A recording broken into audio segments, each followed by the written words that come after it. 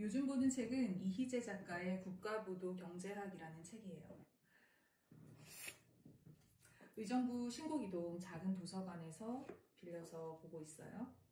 지난번 이희재 작가의 번역의 모험이라는 책을 읽었는데 너무 재밌어서 작가의 다른 책들을 찾아보면서 읽는 중입니다. 사실 저는 책을 읽을 때 한 권을 끝까지 만족하는 스타일이 아니라 여러 관련 있는 책들을 겹쳐서 같이 읽는 걸 좋아하는 스타일인데, 이번에 국가부도 경제학이라는 책을 읽으면서 오래간만에 책장에서 경제학 관련된 여러 책들을 꺼내서 같이 겹쳐 읽고 있는데 아주 즐거운 시간이에요. 영미 금융 침략 전쟁의 기원이라는 부제가 붙어있는 이 책은 금권 세력에 복무해왔던 영미 주류 경제학의 허상을 무너뜨리고 역사적으로 이제 그 기원을 찾아서 그 허상을 하나하나 벗겨나가는 그런 책이라고 볼 수 있어요. 흥미로웠던 점은 잘 알다시피 세계 1차 대전이나 세계 2차 대전 혹은 미국의 독립전쟁 같은 그런 역사를 영미 주류 경제학 혹은 금권 세력에 복무해왔던 그 주류 경제학의 관점에서 다시 해석하는 부분인데, 그 부분이 아주 흥미롭습니다. 예를 들어서 세계 1차 대전을 성공한 독일 산업금융을 실패한 영국 금융산업이 막아냈다, 이렇게 해석을 하고, 또 2차 대전을 실패한 뉴딜 경제가 성공한 나치 경제를 막아냈다, 이렇게 해석을 해요.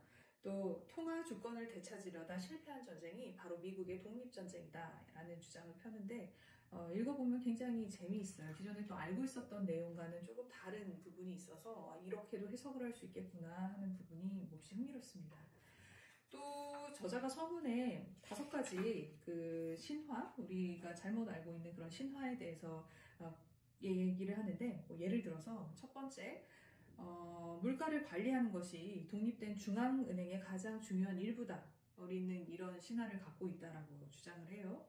한국을 포함해서 대부분의 나라의 중앙은행들이 대체로 2% 이내로 물가를 관리하려고 하는데, 실은 이제 그런 나라들이 물가를 관리하는 데 있어서 집세는 포함이 되지 않는다는 거죠. 그게 어떤 의미를 갖느냐, 물가에서 이제 집값이 빠지니까 은행이 찍는 돈으로 아무리 부동산 가격이 폭등을 해도 물가에는 반영이 안 되겠죠. 그러니까 은행은 물가 상승을 걱정 안 하면서 마음껏 돈놀이를 할 수 있다, 이런 주장을 펴니다.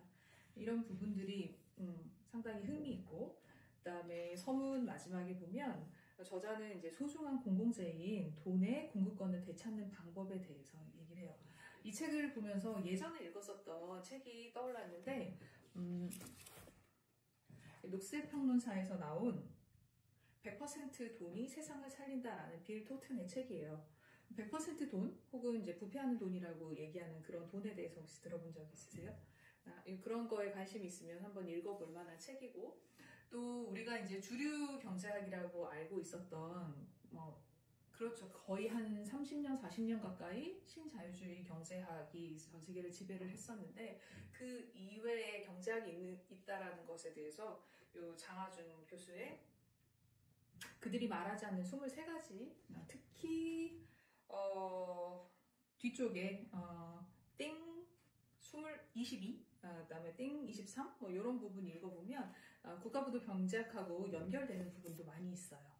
그리고 이 책은 이제 독일 인플레에 관해서, 인플레 역사에 대해서 쓴 책인데, 이 책도 같이 읽어보면 이희재 작가가 얘기하는 1차 세계대전이라든가 2차 세계대전의 독일 경제를 이해하는 데도 도움이 됩니다.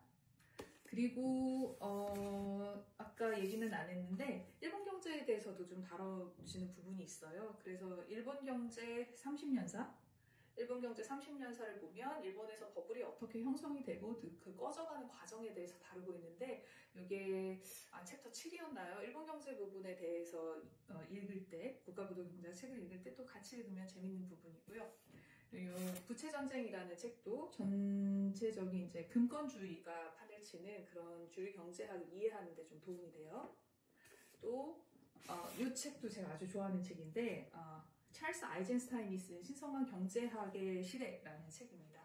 이 책은 빌 토튼이 얘기한 부패하는 돈하고도 조금 맞닿아 있는 부분이 있는데, 경제학이란 어때야 되고 거기서 돈의 역할은 어떠해야 되는지에 대해서 아주 통찰력 있게 쓴 그런 책이라 같이 읽으면 너무 재밌습니다.